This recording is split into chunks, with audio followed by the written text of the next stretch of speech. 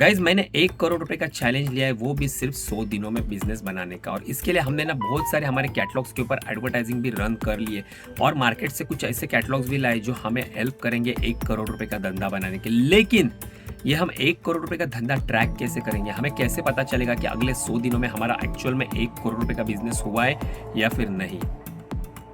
Hey guys, आप सभी का स्वागत है हमारे 100 डेज ब्लॉगिंग चैलेंज में, जिसमें हम 1 करोड़ रुपए का धंधा बनाने वाले हैं और उसका आज का 5वां दिन है। गाइस, आज की बात करूँ ना, आज की वीडियो की, तो आज की वीडियो में हम हमारे ऑर्डर्स देखने वाले, हम ऐड के बारे में बात करने वाले और साथ में सबसे इंपॉर्टेंट चीज जो हमने चैलेंज लिया है 1 करोड़ रुपए बनाने का। भाई इसे ट्रैक भी तो करना पड़ेगा। ये पता कैसे चलेगा कि भाई 100 दिन में हमारे 1 करोड़ पूरे होने वाले नहीं? तो इस चीज के ऊपर अपन डिटेल में बात करने वाले। जो भी नए लोग अपने चैनल से जुड़ रहे हैं ना, उनको ना मैं शॉर्ट में मेरे बारे में कुछ बताना चाहता हूँ। देखो गाइस, ये जो आप देख रहे हो मेरे पीछे, ये मेरा किचन, और इसी घर के हॉल से हमने आज से 2 से 3 साल पहले हमारे ई कॉमर्स बिजनेस की जर्नी स्टार्ट करी थी। ऑफलाइन बिजनेस में बहुत सारा लॉस होने के बाद फाइनली होप्स बचे थे ऑनलाइन बिजनेस से। तो यहां से अगर हमने जर्नी स्टार्ट करी थी, तभी तो मेरे एक्सपेक्टेशन बहुत ही कम थे कि महीने के 20-30 हजार रुपया निकल जाए, अपना खर्चा निकल जाए तो बहुत बड़ी बात होती थी। लेकिन एक्चुअल में हकीकत तो यह है ना कि जो सोचा था ना 20-30 हजार रुपया हर महीने कमाने का, उससे 10 गुना प्रॉफिट हमने ई कॉमर्स बिजनेस से बनाया और आज भी बना रहे हैं। और रिसेंटली हमने 100 दिन में 1 करोड़ रुपए बनाने का धंधा, 1 करोड़ का धंधा बनाने का चैलेंज भी ले लिया, जिसका आज का 5वां दिन है। तो चलो फटाफट स्टार्ट करते आज का ब्लॉग। चलो गाइस, दूध गर्म कर लिया है, अभी साथ में ना ये मूसली खाने वाला हूँ। कभी कभी कॉफी ले लेता हूँ, कभी कभी मूसली खाता हूँ, क्योंकि क्या होता है ना, ये मूसली खाई ना गाइस तो ना 2-3 घंटे भाई भूख ही नहीं लगती, अच्छे खासे प्रोटीन्स भी मिलते हैं। अगर मेरे पास ना और एक फ्लेवर है, वो भी मैं आपको दिखाता हूँ। एक ये वाला, एक है ये वाला भी खाते हैं, ये तो अभी खत्म हो गया। लेकिन सबसे बेस्ट बात करो ना, तो ये ब्लू वाला जो है ना, चॉकलेट वाला, यही काफी अच्छा लगता है। अगर आपको भी खाना रहेगा तो ये कोई प्रमोशन नहीं है, आप डीमार्ट में से ले सकते हो, काफी अच्छा हेल्दी फूड है। और ना आपको मतलब कभी बाहर जाओगे, जॉब करते रहोगे या कोई आपका शॉप भी रहेगा, तो सुबह के टाइम खाओगे तो भूख लगेगी नहीं 2 घंटे। अच्छे खासा हेल्दी फूड है।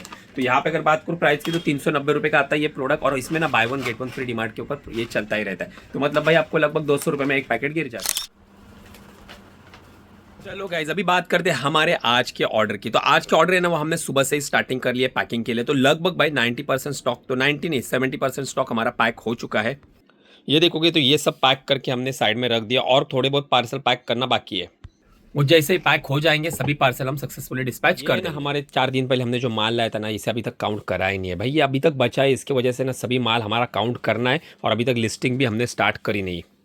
अगर आपने मेरे पिछले वाले व्लॉग्स देखे नहीं ना, मतलब कल के परसों के, तो उसमें मैंने दिखाया कौन कौन सा माल है, क्या है, सब बातें मैंने, आप चाहिए तो मेरे लास्ट के 2-3 व्लॉग देख सकते हो, उसमें आपको डिटेल पता चलेगी। अभी क्या हुआ है ना, हमारी एक मेन स्टाफ जो हमारा रिटेल हैंडल करती है, वो अभी गई है छुट्टी पे। तो वो आज आने वाली थी, इसलिए मैंने सोचा था कि आज ये सब निपटा लेंगे काम और बाकी का वेबसाइट का भी काम करना है। लेकिन उसका एक दिन और बढ़ गया है छुट्टी का, वो कल आने वाली है। तो हमारा यहाँ का ऊपर का मेन स्टाफ है, वो अभी नीचे का शॉप देख रहा है, इसके चक्कर में थोड़ा डिले हो रहा है। तो आज हम ये सब माल चेक करके क्लियर कर लेंगे और मैं भी ना रात को आज मैं लिस्टिंग करना स्टार्ट करूंगा जो भी नए प्रोडक्ट्स है। तो ना अभी रिसेंटली मीशो के ऊपर ना पैनल पे वेयर हाउसिंग का ऑप्शन आ गया। हालांकि वेयर हाउसिंग इन्होंने कुछ महीने पहले ही स्टार्ट करा था, लेकिन पैनल पे ये जो सेक्शन है ना, ये अवेलेबल नहीं था, ये अभी रिसेंटली लॉन्च करा है। बाकी अगर आपको इसके ऊपर डिटेल वीडियो चाहिए ना, तो कमेंट्स में लिख दीजिए वेयर हाउस। अगर 50 कमेंट्स आती है ना वेयर हाउस के ऊपर, तो अपन वेयर हाउस के ऊपर डिटेल वीडियो बनाएंगे। उस वीडियो में मैं आपको बताऊंगा कि किन लोगों को मीशो का वेयर हाउस करना चाहिए और किन लोगों को मीशो का वेयर हाउस नहीं करना है। सिर्फ आपको ना 50 कमेंट्स करनी है वेयर हाउस करके, बस। अगर 50 कमेंट्स आ जाती है ना, तो भाई अपन कर देंगे उसके ऊपर एक डिटेल। अभी जस्ट ना मुझे सीए के ऑफिस से कॉल आया था और वो बोल रहे थे कि आपका जो जीएसटी रिटर्न्स का है ना, जीएसटी फाइलिंग का जो रिपोर्ट रहता है ना ई कॉमर्स का स्पेशली,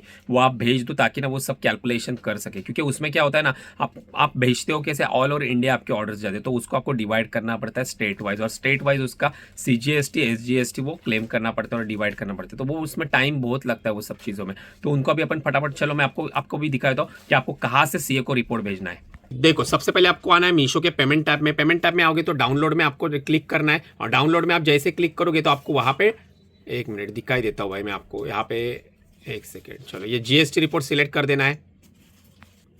फिर इसके बाद आपका 2024 का साल आएगा और साथ में आपको जो मंथ चाहिए ना, वो मंथ आपको सिलेक्ट करना है। अभी मुझे चाहिए नवंबर महीना,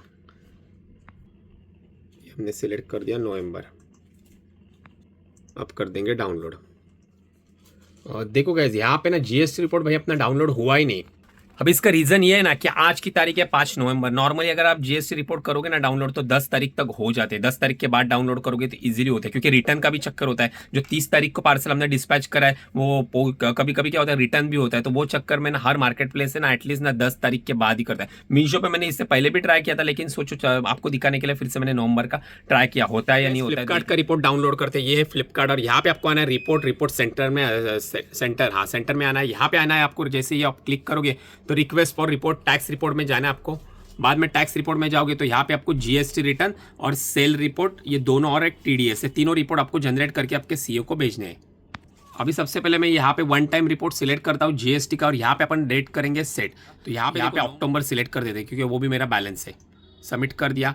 अभी आपको यहाँ पे दिखेगा रिक्वेस्ट, यहाँ पे जैसे आप पेज रिफ्रेश करोगे तो यहाँ पे आपको ये दिखेगा, देखो 3 रिक्वेस्ट दिख रहा है, इन प्रोसेस में है।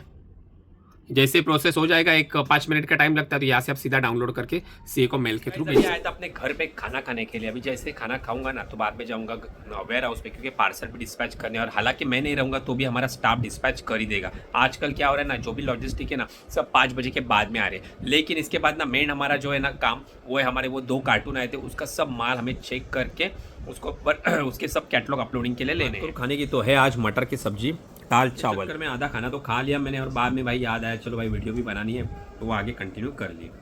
अभी जस्ट अपने वेयर हाउस पे आया और यहाँ पे डिलीवरी वाले आ गए, तो उनके पार्सल सभी डिस्पैच भी हो गया। अभी सिर्फ रिटर्न जो है ना वो ओटीपी मार के एक्सेप्ट करने हैं। यहाँ पे देखो, ये जो आप देख रहे हो ये सब रिटर्न है हमारे, वो स्कैन करके ओटीपी भेजेंगे और फिर वो हम पार्सल एक्सेप्ट करेंगे।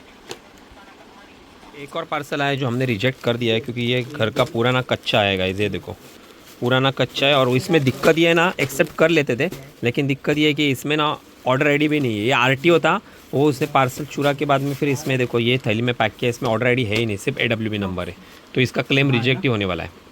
इसीलिए ऐसे जो पार्सल है ना जिसको हमें पता है गारंटी कि इसका क्लेम पास होगा ही नहीं, तो लेने से कोई मतलब नहीं है, वो लॉस में चले जाएगा। उससे अच्छा उसको मैंने बोला है कि इसका बारकोड चेंज कर दे, जिसके ऊपर मेरे को ऑर्डर आईडी मैंडेटरी होना ही चाहिए, तब मैं ये ले लूँगा। तो अपना फिर अपन ये प्रोसेस कर देंगे क्लेम के लिए, तो 90% चांसेस है कि क्लेम आपका अप्रूव हो जाए। गाइस हमारे आज के जितने भी पार्सल थे ना वो हमने सक्सेसफुली डिस्पैच करे। अब बात आती है कि हमारे आज का टोटल काउंट कितना था। तो लगभग बात करो हमारे आज का टोटल का काउंट ना, तो 125 ऑर्डर हमारे आज के जो हमने डिस्पैच करे वो था। और ये 125 ऑर्डर लाने के लिए हमने ऐड के ऊपर आज फिर से कितना स्पेंड किया है वो पैनल पे दिखाया था आपको। हेलो गाइस, मैं आ गया हूँ हमारे एडवर्टाइजिंग वाले सेक्शन पे। तो यहाँ पे अगर बात करूँ तो हमारे कल की जो डेट थी 4 दिसंबर, जो हमारे 125 ऑर्डर आए थे, तो वो डेट मैंने यहाँ पे सेट करके रखी है।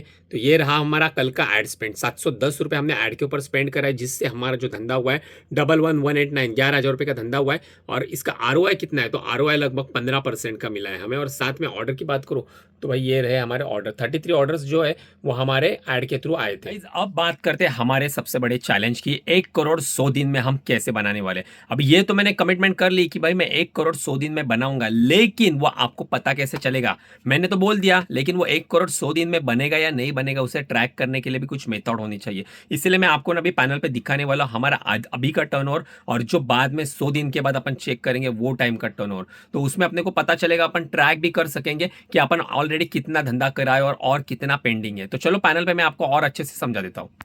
ये देखो गाइज, मैं आ गया हूँ मेरे मीशो वाले पैनल पे। यहाँ पे पेमेंट का हमारा टैब है, और यहाँ पे अगर बात करूँ हमारा ये टोटल पेमेंट है 1,18,55,956। ये हमारा टोटल पेमेंट हमें मीशो की तरफ से रिसीव हुआ है। अभी जो मैंने 100 दिन का चैलेंज लिया ना, उसमें मुझे यहाँ पे 2 करोड़ रुपया करना है। ये दिख रहा है 1 करोड़ 18 लाख को मेरे को 2 करोड़ करना है, मतलब और 80-82 लाख रुपए का धंधा मुझे सिर्फ 100 दिनों में करना है। और साथ में हमारा फ्लिपकार्ट का अकाउंट है, उसके ऊपर बचा हुआ जो अमाउंट रहेगा जो 18 से 20 लाख रुपया, वो मुझे फ्लिपकार्ट के थ्रू कंप्लीट करना है। तो ये तो मैंने दिखा दिया है। अभी अपन बीच बीच में चेक करेंगे कि हम कितना कंप्लीट कराए। अभी लगभग 82 लाख रुपया मुझे बनाना है, मतलब बहुत ही बड़ी टारगेट है मुझे। इसके हिसाब से अगर बात करूँ ना, 100 दिन में मुझे लगभग ना 80 से 90 हजार रुपए का डेली का बिजनेस बनाना पड़ेगा। उसके लिए मुझे ऑर्डर्स जो है ना वो डेली 200 के ऊपर ऑर्डर डिस्पैच करने पड़ेंगे। लेकिन अभी तक हम 150 तक पहुंचे ही नहीं है। हमारा अभी का काउंट जो है वो 120, 130, 125। हालांकि पिछली लास्ट वीक में हमारा जो काउंट था वो लगभग 80, 95, 90 था। अभी लगभग 20% की ऑर्डर ग्रोथ हो गई है।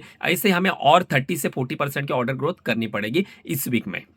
साथ गाइज अब हम बात करेंगे हमारे कुछ सब्सक्राइबर्स के बारे में, जिन्होंने अभी रिसेंटली ना अपने वीडियो के नीचे कमेंट्स करा था, तो उन्हें लाइव आंसर इस वीडियो में अपन करेंगे। सो गाइज यहाँ पे अपनी आज की वीडियो है जो प्रोडक्ट प्रॉफिट के रिलेटेड है। तो यहाँ पे एक भाई है, उन्होंने कमेंट्स कराया और ये एक कमेंट्स नहीं, इस रिलेटेड मेरे को और 2-3 कमेंट्स आ गई, इसलिए मैंने ये आपके साथ शेयर करना जरूरी समझा। थोड़ा एक क्लियर कर देता हूँ। देखो यहाँ पे भाई ने लिखा है सिटी इलेक्ट्रो कर क्या है, और सर इसमें से प्रोडक्ट कॉस्ट नहीं की एंड पैकिंग चार्जेस।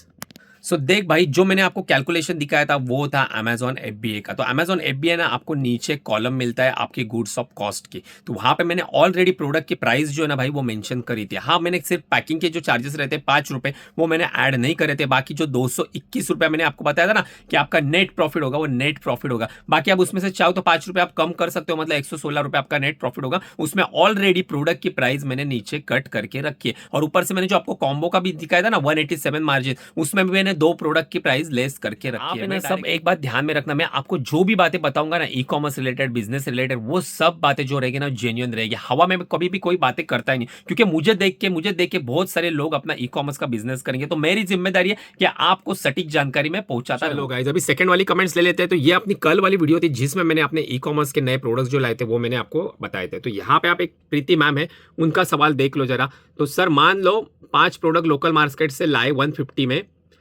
और ये चल गए, तो सिमिलर प्रोडक्ट बल्क में होलसेलर से मिल जाएंगे, ये क्या गारंटी है, प्लीज बताइए। मैडम सबसे पहले तो ना आपको एक बात समझनी होगी, अगर आप ई कॉमर्स का बिजनेस स्टार्ट करना चाहते हो ना तो आपको प्रोडक्ट भी है ना वो हिसाब से आपको सिलेक्ट करने पड़ेंगे। ऐसा नहीं कि भाई कोई भी प्रोडक्ट आप मार्केट के उठा के लाओगे और उसे बेचना स्टार्ट करोगे, क्योंकि यहाँ पे वही दिक्कत होती है। अगर आपका प्रोडक्ट चल गया तो बाद में वो प्रोडक्ट का स्टॉक मिलता नहीं। तो सबसे पहले आप वो कैटेगरी चॉइस करिए जिसमें आपको रिपीटेशन प्रोडक्ट मिलेगी, रिपीटेशन वो डिजाइन मिलेगी अनलिमिटेड। बाद में आप जब भी किसी होलसेलर के पास जाओगे तो उससे एक बार पूछ लेना कि भाई ये जो प्रोडक्ट आता है ना तो वो हमेशा आपके पास एवरग्रीन प्रोडक्ट है या फिर कभी कभी आता है। और स्पेशली डील करो सॉलिड प्रोडक्ट में, क्योंकि प्रिंटेड प्रोडक्ट में अगर क्लोथिंग में काम कर रहे हो ना तो प्रिंटेड प्रोडक्ट आप अवॉइड करो, क्योंकि प्रिंटेड में ये होता है ना कि वो एक बार प्रिंट अगर खत्म हो गई ना तो रिपीट प्रिंट वो मिलती नहीं है। लेकिन वही अगर आप सॉलिड प्रोडक्ट मतलब प्लेन कलर्स के प्रोडक्ट जो रहते हैं ना, उसमें अगर जैसे कुर्ता मान लो, टी शर्ट मान लो, इसमें क्या होता है ना आपको ना हर बार वो प्रोडक्ट रिपीटेड मिलता है। एवरग्रीन प्रोडक्ट रहता है। तो आप मान लो होम एंड किचन में भी एवरग्रीन बहुत सारे प्रोडक्ट है, वो तो आपको ही ढूंढना पड़ेगा। वो हिसाब से आपको होलसेलर से बात करनी पड़ेगी कि इसका स्टॉक आपको हमेशा मिलेगा या नहीं मिलेगा।